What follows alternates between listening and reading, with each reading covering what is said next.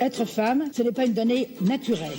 T'as vu comment c'est sexiste ? Les valeurs patriarcales oppressives qui régentent notre éducation. Qu'est-ce que c'est que le sexisme ? C'est le résultat d'une histoire. Tout le monde a sa définition du féminisme. On peut plus rien dire. Qu'est-ce que ça veut dire ? Salut, c'est Alexia Sénat. J'ai fondé Joyeux Bazar, qui est le podcast de la double culture et qui est aussi une agence de sensibilisation et de conseil pour rendre les entreprises et les équipes plus respectueuses des différences. Aujourd'hui, Marine Pétroline m'a laissé le micro des Chroniques du sexisme ordinaire, le podcast qui débusque le sexisme jusque dans les moindres recoins. Sexisme, féminisme, genre, virilité, transidentité, vous êtes perdus ? Pas de panique, tout s'explique. Aujourd'hui, on se demande, c'est quoi les microagressions ? Déjà, soyons clairs, les microagressions n'ont rien de micro. Ce sont des agressions en bonne et due forme, mais juste un peu plus subtiles que d'autres. Par exemple, plus grand monde ne dira « Je crois pas une seule seconde en votre compétence à ce poste parce que vous êtes une femme et les femmes sont incompétentes ». Ça, il semblerait qu'on ait compris que c'est pas bien. En revanche, dire « Alors c'est toi la nouvelle DG ?»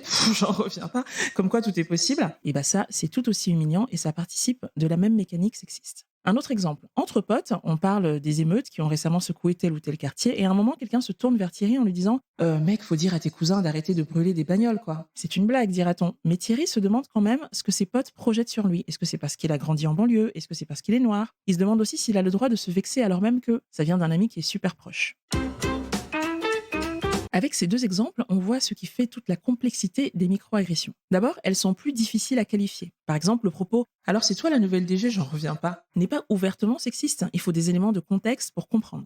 En conséquence, il y a un côté subjectif. Certaines personnes vont être choquées et d'autres pas du tout. Ensuite, comment dénoncer, comment simplement exprimer qu'on s'est senti humilié sur quelque chose d'aussi subjectif. Si je vous dis, il y avait quand même quelque chose de bizarre dans la manière dont Stéphanie m'a demandé d'où je viens, vous allez peut-être me répondre que c'est juste une façon de faire connaissance et de créer du lien. Et enfin, la microagression a beau être banale, elle peut avoir des conséquences hyper étendues. Si on me renvoie continuellement à des personnes qui brûlent des voitures, on m'exclut du groupe et je perds confiance en moi sur le long terme. En somme, une microagression, c'est un propos ou un comportement subtil, anodin, banal, qui véhicule néanmoins, de manière sous-entendue, un stéréotype à propos d'une personne et qui a donc pour conséquence de l'exclure, l'humilier, l'invisibiliser, la stigmatiser. La plupart du temps, la microagression est infrajudiciaire, c'est-à-dire qu'elle ne relève pas d'un délit identifié par la loi. Alors que faire si c'est si discutable, si difficile à prouver, si flou ? La plupart du temps, lorsqu'une microagression se produit, il y a 3 parties. L'auteur ou l'autrice, la cible et les témoins. L'auteur ou l'autrice est dans un moment soit de puissance, si la microagression est volontaire, soit d'inconscience, c'est-à-dire qu'elle ne se rend pas compte de ce qui se passe, si la microagression est involontaire. Dans les deux cas, c'est rarement cette personne qui va mettre fin au truc.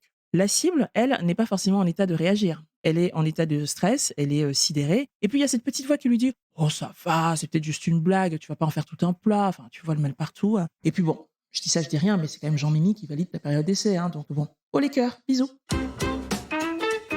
Selon moi, le personnage le plus intéressant de cette histoire, c'est le ou la témoin. Si vous assistez à une scène où il vous semble y avoir un sous-entendu malsain, si vous voyez qu'une remarque a blessé la personne à côté de vous, il y a plein de choses que vous pouvez faire, et ça c'est une bonne nouvelle. Vous pouvez intervenir à chaud et sortir la punchline qui tue et qui va mettre fin au massacre. Ça c'est ce dont tout le monde rêve, mais tout le monde n'est pas Orelsan. On peut aussi faire tomber son verre pour détourner l'attention, on peut ne pas rire à la pseudo-blague, on peut dire qu'on n'est pas d'accord et que ça nous gêne, voire quitter la pièce pour signifier qu'on ne cautionne pas. Et puis il y a les réactions à froid. Allez voir Jean-Mimi le lendemain et lui dire que ça se fait pas de toucher les cheveux d'une personne sans son autorisation. Allez voir votre ami plus tard et lui demander comment il ou elle s'est senti et de quoi il ou elle a besoin. Parce que quand on a été la cible d'une microagression, ce dont on a besoin, c'est de savoir qu'on n'est pas le seul ou la seule à avoir perçu quelque chose de problématique et qu'au moins une autre personne a eu le même ressenti. Et peu importe ce que la personne à l'origine de la microagression l'ait fait exprès ou non, il se trouve qu'elle a blessé quelqu'un. On a tendance à passer beaucoup d'énergie sur l'intention, alors que ce sont le sens et les conséquences de nos actes et de nos propos qui comptent.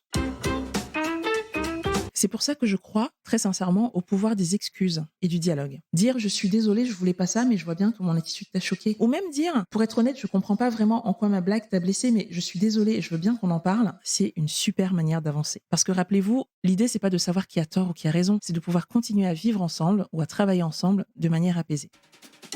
Voilà, maintenant vous savez ce que sont les microagressions. Les mots sont importants car, comme le dit Beauvoir, nommer c'est dévoiler et dévoiler c'est déjà agir. Rendez-vous dans le prochain épisode pour continuer à nommer, dévoiler et agir contre le sexisme. En attendant, vous pouvez retrouver les chroniques du sexisme ordinaire sur les réseaux sociaux et vous abonner à la newsletter pour découvrir encore plus de pépites antisexistes.